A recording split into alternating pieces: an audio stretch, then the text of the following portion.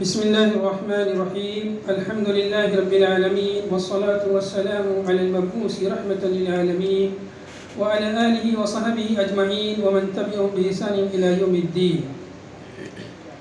رئيس الحفلة المؤقت، أيها الحفل الكريم، السلام عليكم ورحمة الله وبركاته.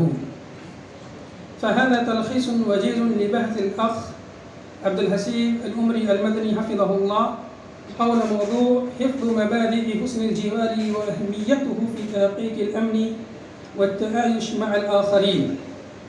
ذكر الباحث أولا أهمية الموضوع بعنوان حسن الجوار وأهميته في استقرار المجتمع. ذكر علماء النفس أن الإنسان لا يعيش مطمئن النفس إلا إذا اطمأن على 5 أشياء تخصه وأسرته، وهي ما تسمى بالضروريات ال5، والتي تشرع من أجل الحفاظ عليها القوانين الدولية والدساتير المحلية، وقبلها جاءت الشريعة الإسلامية في تشريعها باعتبارها حاجة إنسانية أساسية، وهي حفظ الدين وحفظ النفس وحفظ العقل وحفظ العرق وحفظ المال. فالشريعة الإسلامية جاءت بالحث على الحفاظ عليها، والحدود الشريعة لم تشرع إلا لحمايتها. والعرب كانت تقول الجار قبل الدار، وهذا المثل يعد حقيقة اجتماعية كبيرة، وهي أن حياة الإنسان وحفاظ الأمن والاستقرار فيها والتعايش مع الآخرين لا يتأتى إلا بوجود جيران يتعاطفون معه ويتعاوضون ويتراحمون ولا يتلاحمون ويريحون ويرتاحون، فبحسن صحبتهم وتعايشهم يتحقق الأمن ويستقر القرار. ثم ذكر الباحث عدة أقوال في أهمية الموضوع.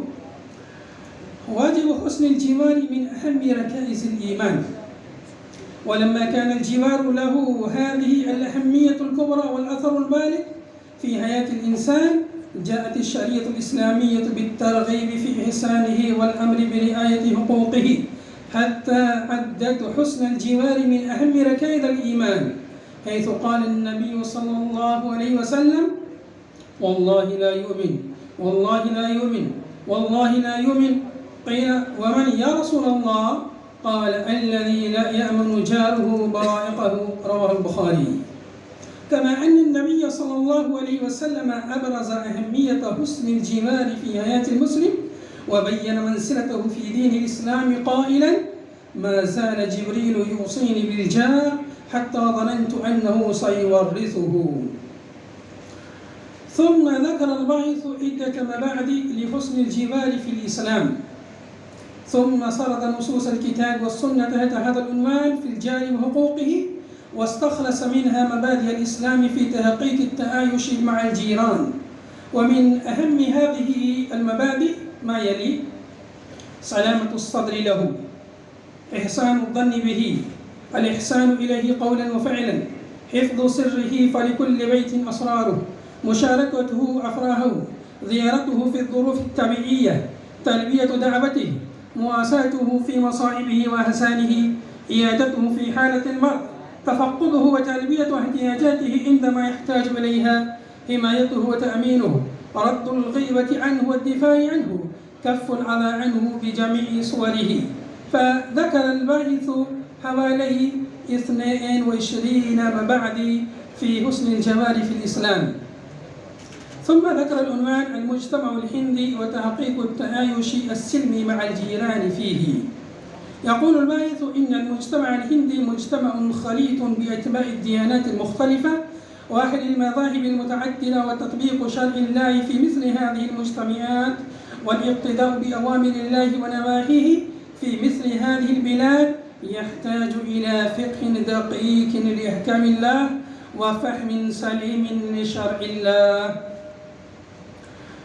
ثم يقول الباحث: والوسطية في تحقيق الولاء والبراء إنما يتعدى بتحكيم جميع النصوص الشرعية المتعلقة بالولاء والبراء والمتعلقة بحسن الجوار والتعايش مع الآخرين، دون الميل إلى الإفراط أو التفريط فيها، وإلى الغلو أو التقصير فيها. فالله الذي أمرنا بالبراءة من الكفر وأهله هو الذي أمرنا بحسن الجوار والتعايش معهم، فقال الله عز وجل: لا ينهاكم الله عن الذين لم يقاتلوكم في الدين ولم يخرجوكم من دياركم أن تبروهم وتقسطوا إليهم إن الله يحب المقسطين. وجاء في حديث عن أسماء بنت أبي بكر الصديق رضي الله عنهما قالت: قدمت علي أمي وهي مشركة في عهد رسول الله صلى الله عليه وسلم، فاستفتيت رسول الله صلى الله عليه وسلم، قلت وهي راغبة: أفأسل أمي؟ قال: نعم، سلي أمتي. رواه البخاري ومسلم. ثم يقول الباحث: توسيط القول في مسألة التآيس مع الكفار.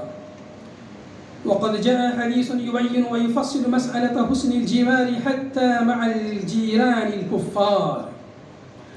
فعن مجاهد قال: كنت عند عبد الله بن عمرو رضي الله عنهما وغلامه يصلخ شاة، فقال: يا غلام، إذا فرغت فابدأ بجارنا اليهودي.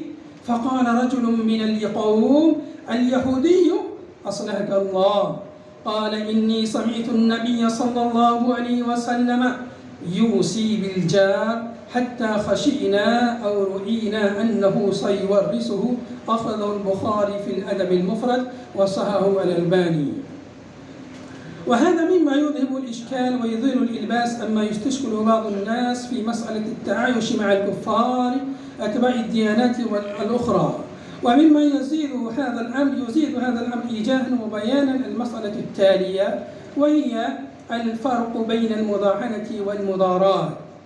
يقول الباحث: إن تحقيق التآيس السلمي في المجتمع الخليط من أتباع الديانات المختلفة باب عظيم من باب المضاراة الذي أمرنا بها، وهو من البر بهم والإقساط إليهم الذين جاء الشرع بالحث عليهما.